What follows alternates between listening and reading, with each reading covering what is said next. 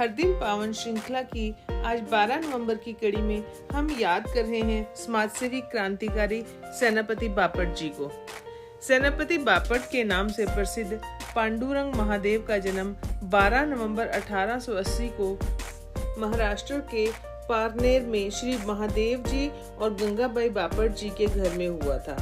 पारनेर तथा पुणे में शिक्षा पाकर उन्होंने कुछ समय मुंबई में पढ़ाया। इसके बाद वे मंगल दास नाथूभाई की छात्रवृत्ति पाकर यांत्रिक अभियंता की उच्च शिक्षा पाने के लिए स्कॉटलैंड चले गए। वहां उन्होंने पढ़ाई के साथ राइफल चलाना भी सीखा। इसी बीच उनकी भेंट श्यामजी कृष्ण वर्मा और वीर सावरकर जी से हुई। अगर आपने हमारे चैनल को अभी तक सब्सक्राइब नहीं किया है तो कृपया इसे सब्सक्राइब अवश्य कर लें, जिससे कि आपको प्रतिदिन हर दिन पावन श्रृंखला की जानकारी प्राप्त हो सके। इससे उनके मन में भी स्वाधीनता के बीज प्रस्फुटित हो उठे। शेफर्ड सभागृह के एक कार्यक्रम में उन्होंने ब्रिटिश शासन में भारत की दशा पर निबंध पढ़ा। इसके प्रकाशित होते ही उन्हें भारत में मिल रही छात्रवृत्ति बंद हो गई। वीर सावरकर ने इन्हें बम बनाने की तकनीक सीखने फ्रांस भेजा।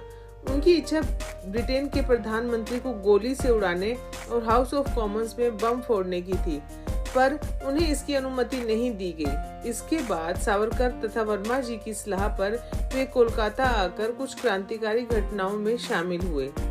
पुलिस ने उन्हें इंदौर में गिरफ्तार किया, पर तब तक उनका नाम बताने वाले मुखबिर को क्रांतिकारियों ने मार दिया।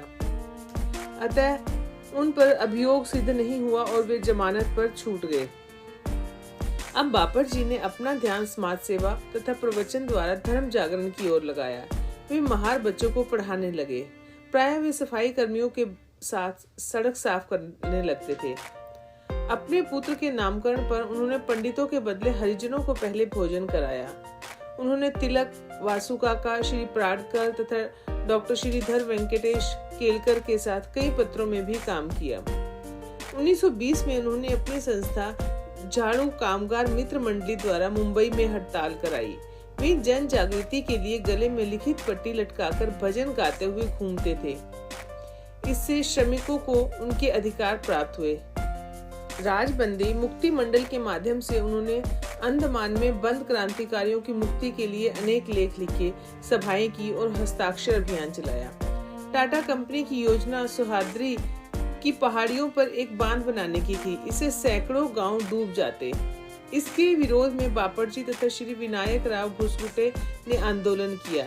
इस कारण उन्हें कई बार गिरफ्तार किया गया। छूटते ही वे फिर जन जागरण करने लग जाते। उनकी रेल रोको अभियान से नाराज होकर शासन ने उन्हें 7 वर्ष के लिए सिंध हैदराबाद की जेल में भेज दिया। इस आंदोलन से ही उन्हें सेनापति की उपाधि मिली। वहां से लौटकर वे महाराष्ट्र के कांग्रेस के अध्यक्ष बने। इस दौरान किए गए आंदोलनों के कारण उन्हें 10 वर्ष का कारावास हुआ। इसमें से 7 साल वे अंडमान में रहे। इसके बाद वे सुभाष बाबू द्वारा स्थापित फॉरवर्ड ब्लॉक में सक्रिय हुए। द्वितीय विश्व युद्ध के दौरान उग्र भाषणों के लिए वे कई बार गिरफ्तार भी हुए। नासिक जेल में तो वे अपने पुत्र वामन राव के साथ बंद रहे। 1946 के अकाल में उन्होंने श्रमिकों के लिए धन संग्रह किया। जवानी के अधिकांश वर्ष जेल में बिताने वाले बापट जी को 15 अगस्त 1947 को पुणे में ध्वजारोहण करने का गौरव प्राप्त हुआ। इसके बाद भी गोवा मुक्ति तथा संयुक्त महाराष्ट्र आंदोलन में उन्होंने सक्रिय भूमिका निभाई। भक्ति, सेवा तथा देश प्रेम के संगम सेनापति बापट जी का निधन 28 नवंबर 1967 को हुआ। पुणे मुंबई में उनके नाम पर एक सड़क का नामकरण किया गया। कमेंट सेक्शन में जाकर आप अपने कीमती सुझाव अवश्य दें, जिससे हम इस कार्य को और अच्छे तरीके से कर सकें। भारत माता की जय।